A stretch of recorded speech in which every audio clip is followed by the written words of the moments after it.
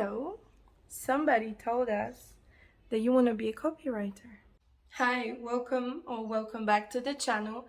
Today, I'm going to talk about what it's like to work for a copywriting agency. Specifically, I'll be referring to HOTH. So, if you come across them and you're thinking of applying, and maybe this is how you ended up here, this is the right video for you. I'll talk about my experience, so I'll tell you how I got into working with HOTH, what I liked about HOTH, what I didn't like about HOTH, and why I left in the end. So in total, I was probably with them for about 6 months. Also, by the way, I'm in Barcelona and today is just tragic. It's been raining all night and all morning. And just to let you know, okay, I came here to escape the rainy and hurricaney season in the Caribbean. And then I looked out my window in the morning and I was like, I am not prepared for this weather. I don't even have one long sleeve t-shirt or trousers. Anyway, moving on. So let's start with how I got into writing for HOTH. So I started my copywriting in around February and I was doing very well. I got some clients from the beginning, like as I mentioned in my previous video, in the client acquisition video, which I will link below.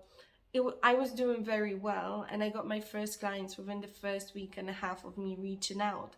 And those clients were providing me with a substantial income. So eventually then the pandemic hit, so I was kind of stuck at home just working, and it was kind of a weird time for everybody. And then in August, so exactly a year ago, I've decided to start traveling. And actually it's funny because I came here to Barcelona and I was staying in the same apartment, so it's like my life just did a circle.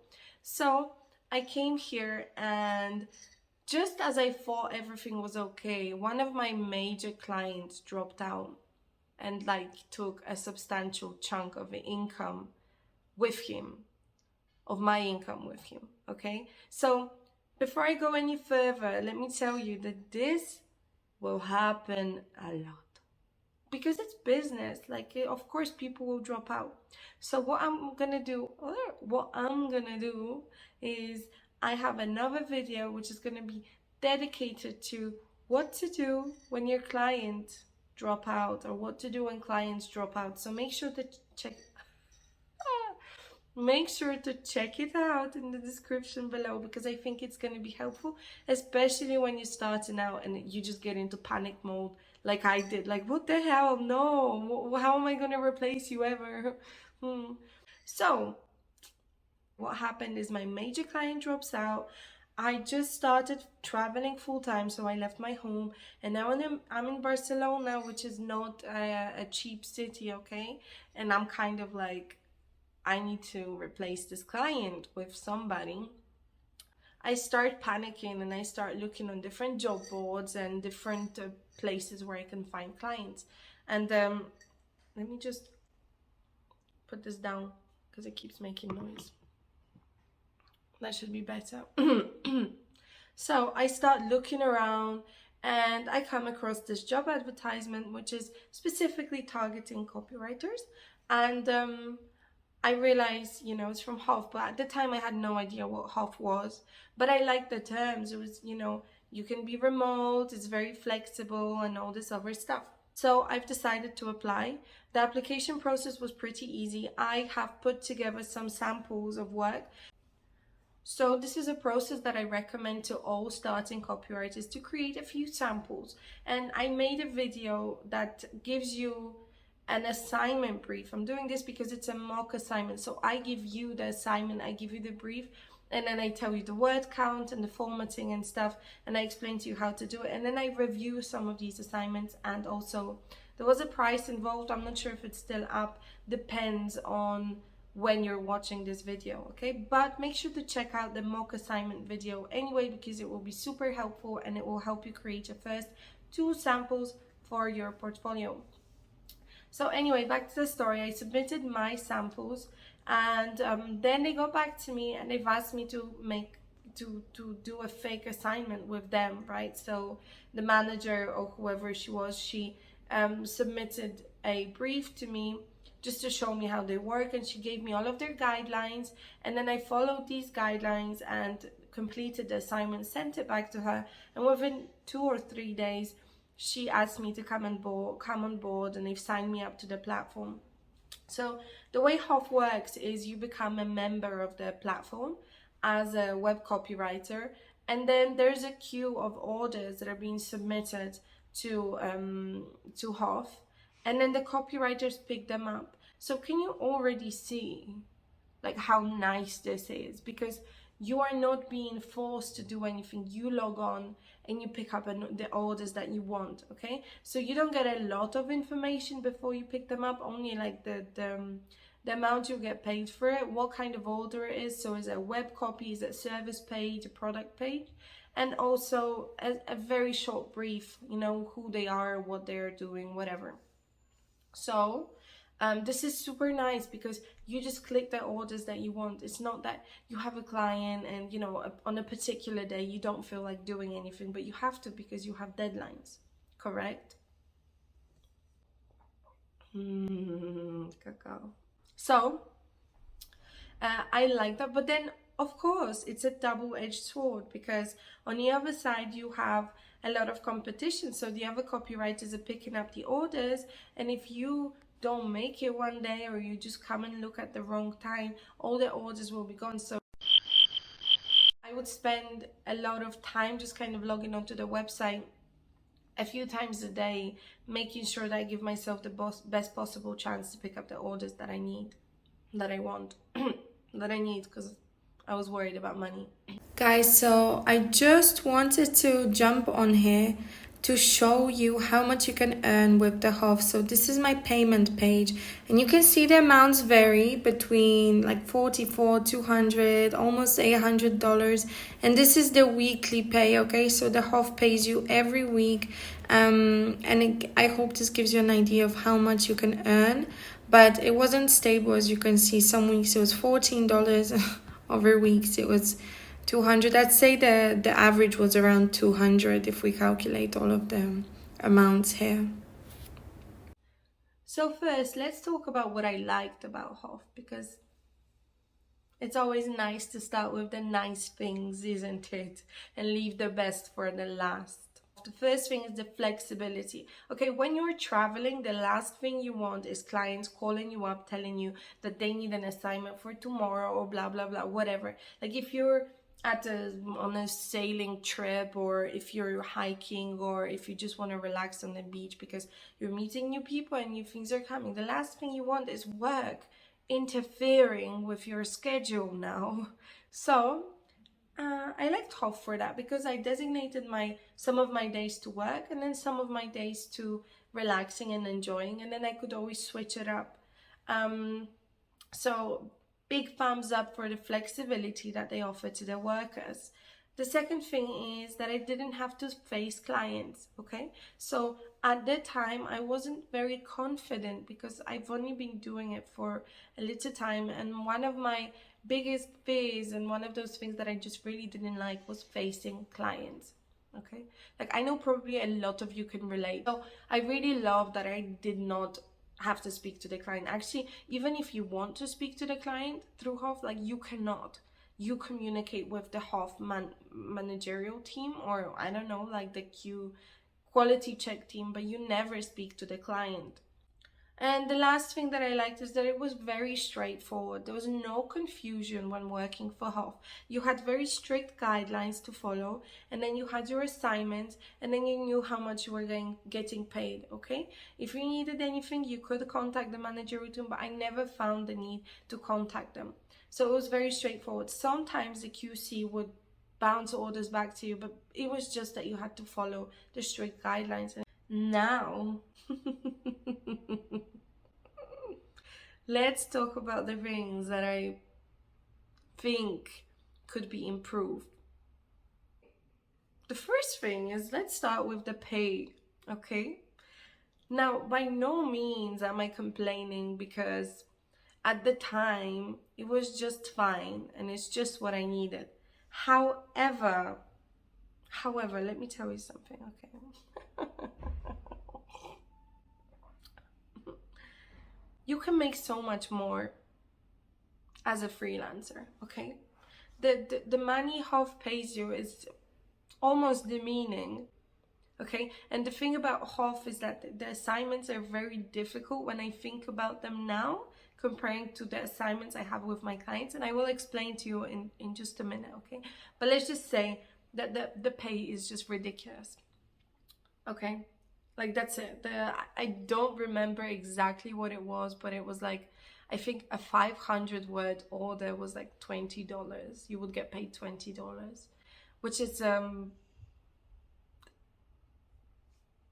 it is what it is, but I think the pay could definitely be improved.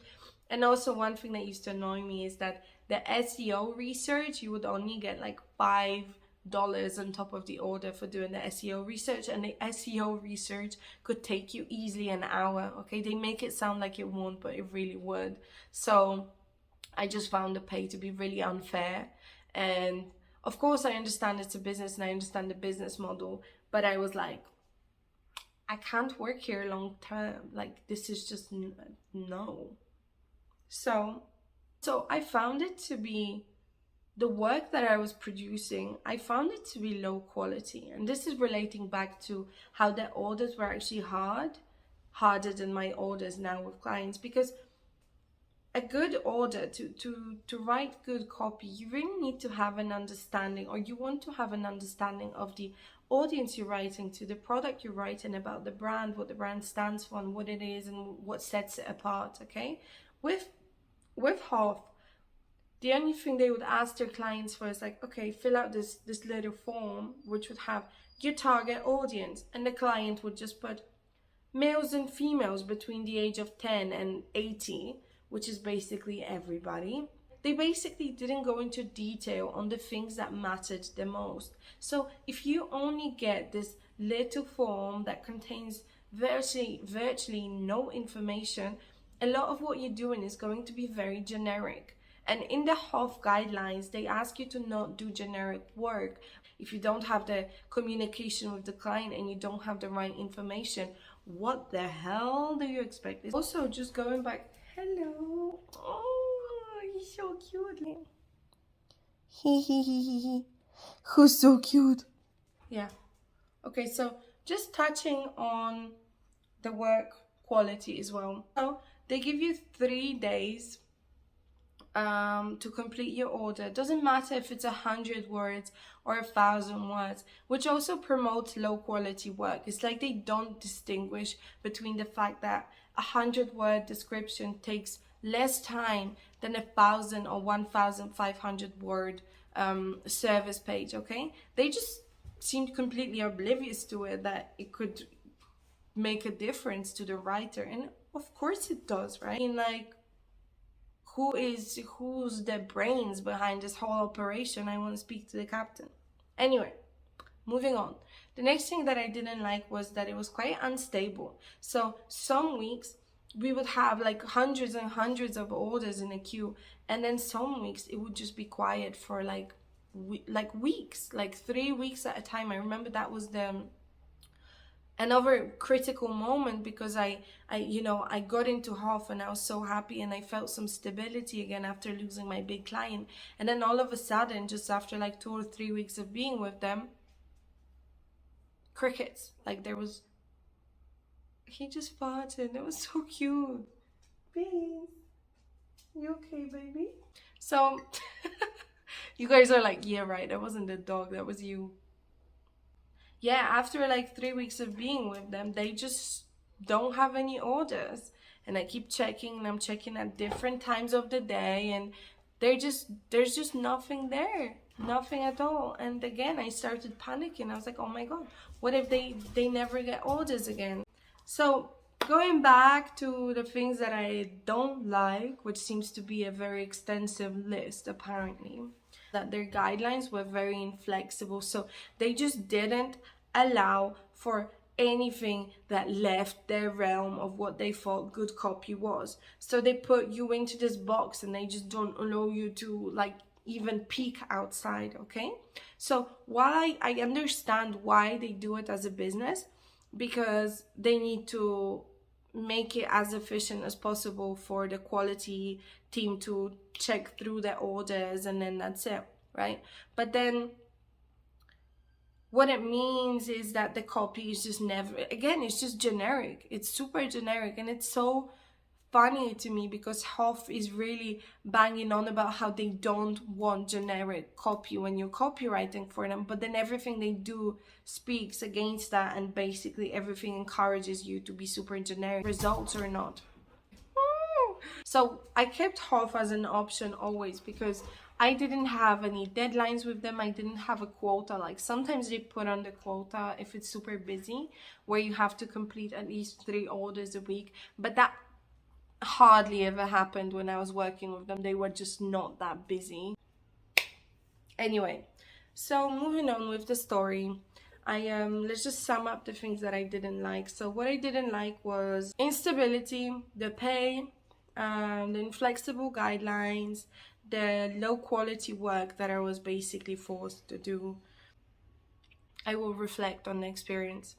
So in general, I'm very grateful to HOTH, because actually I needed them just when they appeared in my life, just when I applied. I really needed them in that time for the extra money, but also because of HOTH, I managed to get a lot of experience very quickly.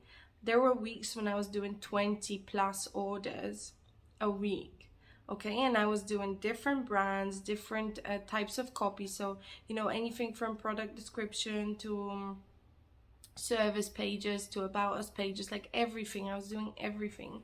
And I had someone to look at it and tell me if it's okay or if not, or if it's not okay. And also, if it was not okay, they would come back to me, either the client through HOTH or the HOTH quality team. They would come back and they would tell me, listen, you need to fix this or that. So I am like eternally grateful for the amount of experience I was able to get through HOTH.